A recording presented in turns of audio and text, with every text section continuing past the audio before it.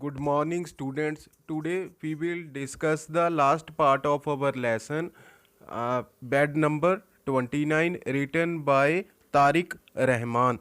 तो पहले हम थोड़ा सा रीकैप देख लेते हैं कि हमने देखा कि जो नरेटर है उसका एक रोड एक्सीडेंट हो जाता है और जो बाय प्रोफेशन एक पेंटर है।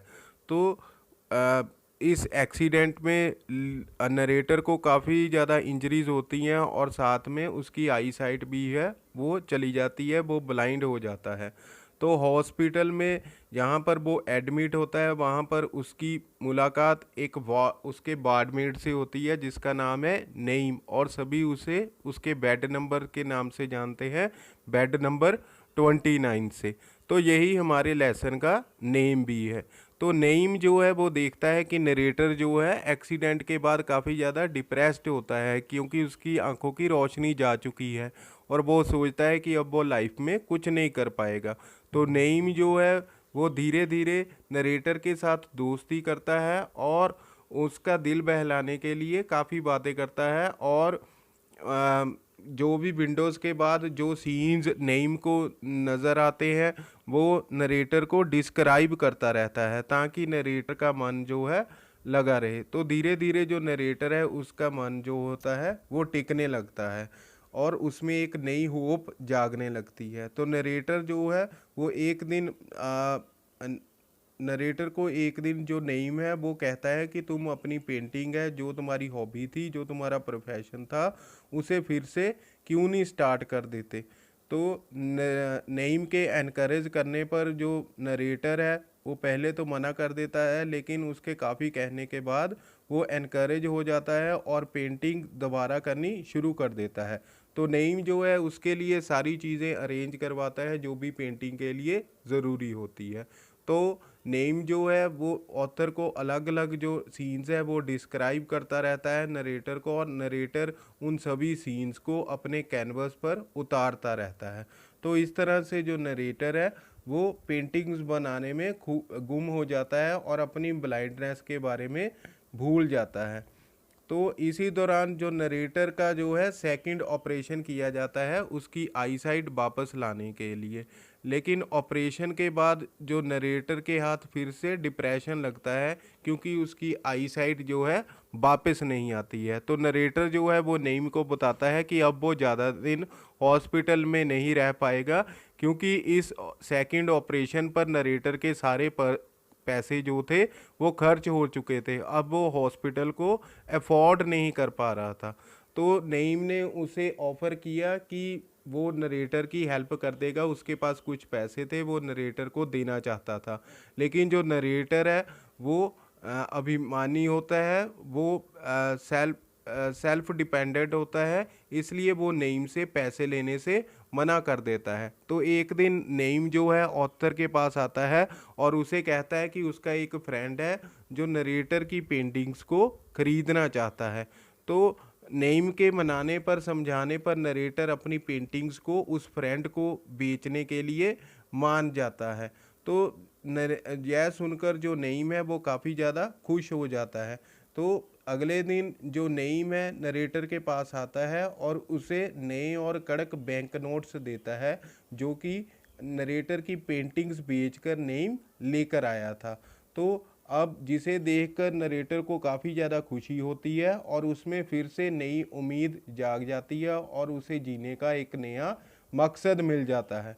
तो नेक्स्ट हम देखेंगे कि स्टोरी में क्या होता है। Now we will continue from the page number 8 and second paragraph. I took to painting again. Narrator ने फिर से पेंटिंग करना शुरू कर दिया था। Every morning Naeem would sit by my side and begin his dreamy tale. तो हर सुबह जो नईम था वो नरेटर के साथ आकर बैठ जाता था उसकी बगल में, और फिर नईम अपनी काल्पनिक इमेजिनेटिव स्टोरीज को शुरू करता था। टेल मीन्स स्टोरी, शुरू कर देता था। I drew on and on. जैसे जैसे नईम बताता चले जाता अपनी सीनरी के बारे में, नरेटर उसे कैनवस पर अपनी पेंटिंग्स में उतारता रहता, बनाता रहता, ड्रॉ करता रहता। The unknown buyer appeared off and on. तो नरेटर की पेंटिंग्स का जो अनजान खरीदार था वो कभी कभी आता एंड बाउट माई पेंटिंग्स, और उन उसकी पेंटिंग्स को खरीदता। Name described scenes of the four seasons with such feelings. Name ने उन नईम ने चार जो अलग अलग सीजन थे उनकी सीनरी को इतनी अच्छी तरह से, इतनी खूबसूरती से बयान किया था। एस्पेशली द सनसेट वंस, खास करके उसने इन सीजन्स के जो सनसेट थे उनको बहुत बारीकी से बयान किया था कि pink, purple, white, violet and all shades of gold were splashed before my eye before my mind's eye. तो नईम ने इन सनसेट्स को इतनी खूबसूरती से, बारीकी से नरेटर को बयान किया था कि पिंक, पर्पल, वाइट, वॉयलेट और दूसरे गोल्ड के दूसरे सारे जो शेड्स थे, उनके जो रंग थे, नरेटर की मन की आंखों पर बिखर गए। उसे अच्छी तरह से समझ आ गया कि यहाँ पर कौन कौन से कलर्स हैं इन फोर सीनरीज में। All my paintings had been bought and I found myself ready for the third operation। तो मेरी सारी पेंटिंग, जो नरेटर की सारी पेंटिंग्स थी वो बिक चुकी थी, और जो नरेटर था उसने अपने आप को थर्ड ऑपरेशन के लिए रेडी पाया। अब उसके पास इतने पैसे थे कि वो अपना थर्ड ऑपरेशन करवा सकता था। आफ्टर द ऑपरेशन, ऑपरेशन के बाद, व्हेन आई रीगेन्ड कॉन्शियसनेस, तो जब नरेटर को होश आया, तो क्योंकि ऑपरेशन में एनेस्थीसिया दिया जाता है, पेशेंट को बेहोश किया जाता है और ऑपरेशन के बाद वो होश में आता है। तो ऐसे ही जो नरेटर था, ऑपरेशन के बाद जब उसने होश संभाला, he was told not to move और स्पीक विद एनीवन, और उससे कहा गया कि वो बिल्कुल हिले जुले ना और ना ही किसी से बातचीत करे, बोले ना किसी से। When my bandage was to be opened, जब नरेटर की आंखों की पट्टी खोली जानी थी, I asked for name, narrator ने नेम के बारे में पूछा। What the nurse said he was ill, लेकिन नर्स ने कहा कि नेम जो था वो बीमार था, एंड कुड नॉट कम, और वहाँ पर आ नहीं सकता था। The doctor removed the bandage, तो डॉक्टर ने नरेटर की आंखों की पट्टी जो थी वो निकाल दी। And when I opened my eyes, तो जब नरेटर ने अपनी आंखों को खोला, a flash of light tore, tore means चीर देना, tore through my eyes I could see, तो एक रोशनी की तेज चमक जो थी नरेटर की आंखों को चीरते हुए निकल गई, क्योंकि नरेटर अब देख सकता था। उसकी आई साइड जो थी वो वापस आ चुकी थी थर्ड ऑपरेशन के बाद। Next paragraph, they wheeled me back to my room, तो नरेटर को व्हील चेयर से वापस उसके वार्ड में, रूम में पहुंचाया गया। आई क्राइड नेम नेम, तो नरेटर जो था नेम को जोर जोर से पुकारने लगा, आवाज़ें लगाने लगा, name name, sister where is name, तो फिर उसने नर्स से पूछा कि सिस्टर नेम कहाँ पर है। The nurse's face turned pale as she handed me Naeem's letter, तो नर्स का जो चेहरा था वो उतर गया, चेहरा पीला पड़ गया, पेल मीन्स येलो, पीला पड़ गया, चेहरा उतर गया, चेहरा उदासी आ गई चेहरे पर, जब उसने नेम का जो खत था, लेटर था, नरेटर को दिया।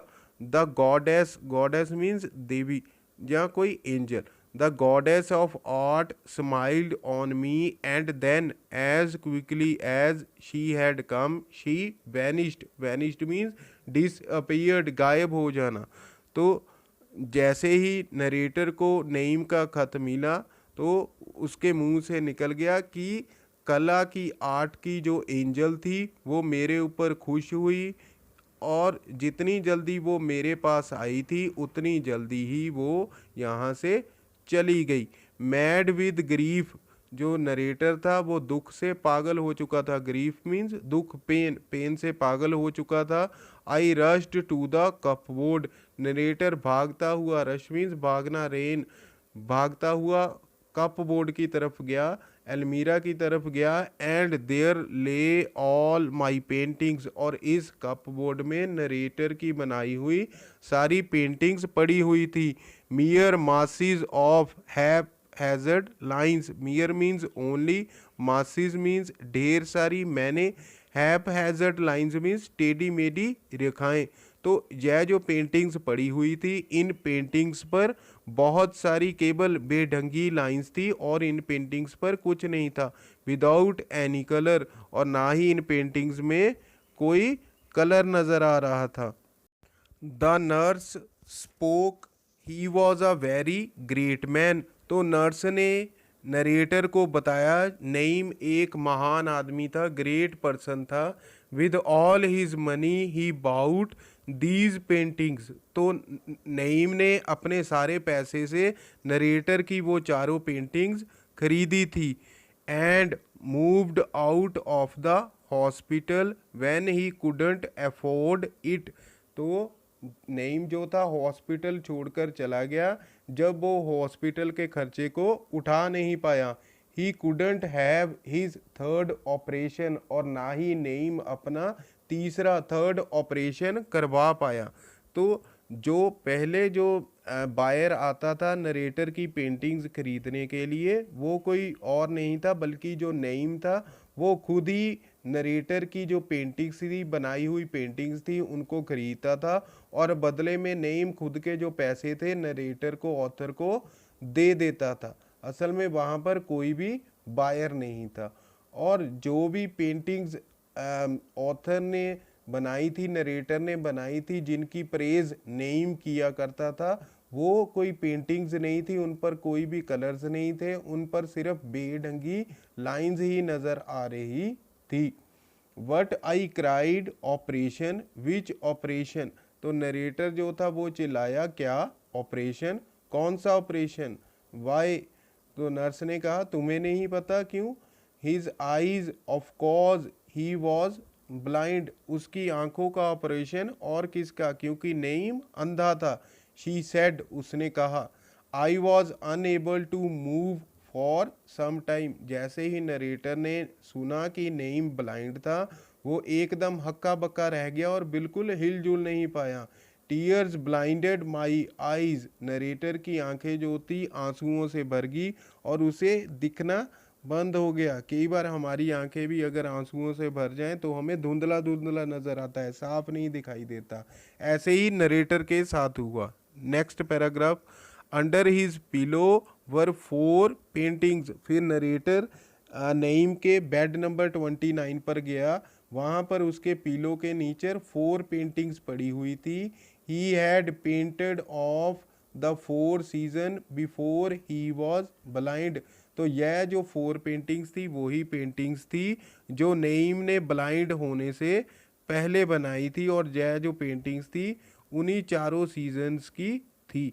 ही described those paintings to me, इन्हीं चारों सीन्स, इन्हीं चारों पेंटिंग्स के जो सीन थे, जो इनकी स्थिति, उन पेंटिंग्स को ही नईम ने ऑथर को डिस्क्राइब किया था पेंटिंग बनाते वक्त।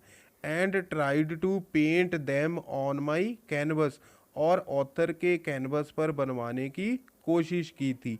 टीयर्स ब्लाइंडेड माई आईज, तो नईम के बारे में सोचकर जो ऑथर था, नरेटर था, उसे काफ़ी ज़्यादा शौक लगा और काफ़ी ज़्यादा दुख हुआ, और इसलिए उसकी आंखें जो थी आंसुओं से भर गई और उसे धुंधला धुंधला दिखने लगा, दिखना एक तरह से बंद हो गया। As I held his paintings in my hand, जैसे ही नेम की पेंटिंग्स को ऑथर ने अपने हाथों में लिया, उसका मन भर आया और उसकी आंखें भी आंसुओं से भर गई और उसे धुंधला धुंधला नज़र आने लगा, उसे काफ़ी ज़्यादा दुख हुआ। तो इस स्टोरी से हमें क्या मैसेज मिलता है कि हमें दूसरों की हेल्प के लिए हमेशा तैयार रहना चाहिए। अगर दूसरों की खुशी के लिए हमें अपना सब कुछ नशावर करना पड़े, जैसे कि नईम जो था वो खुद ब्लाइंड था, लेकिन उसने अपना थर्ड ऑपरेशन नहीं करवाया, बल्कि उसने नरेटर की खुशी के लिए उसका थर्ड ऑपरेशन करवाने के लिए जो भी नईम के पास अमाउंट था, पैसा था, वो सारा नरेटर को दे दिया, उसकी हैप्पीनेस के लिए, उसकी खुशी के लिए। तो यही मैसेज जो है हमें इस चैप्टर से मिलता है कि दूसरों की खुशी के लिए हमें भी अपना सब कुछ नशावर कर देना चाहिए, ताकि दूसरे एक कंफर्टेबल लाइफ जी सकें। आई होप आपने स्टोरी को एंजॉय किया होगा और आपको एक अच्छा मैसेज मिला होगा, और आप भी अपनी लाइफ में जब भी आपको किसी नीडी पर्सन की हेल्प करने का मौका मिले, बिल्कुल नेम की तरह उसे उसकी हेल्प करें, ताकि वो खुश हो जाए, उसको कंफर्ट मिले।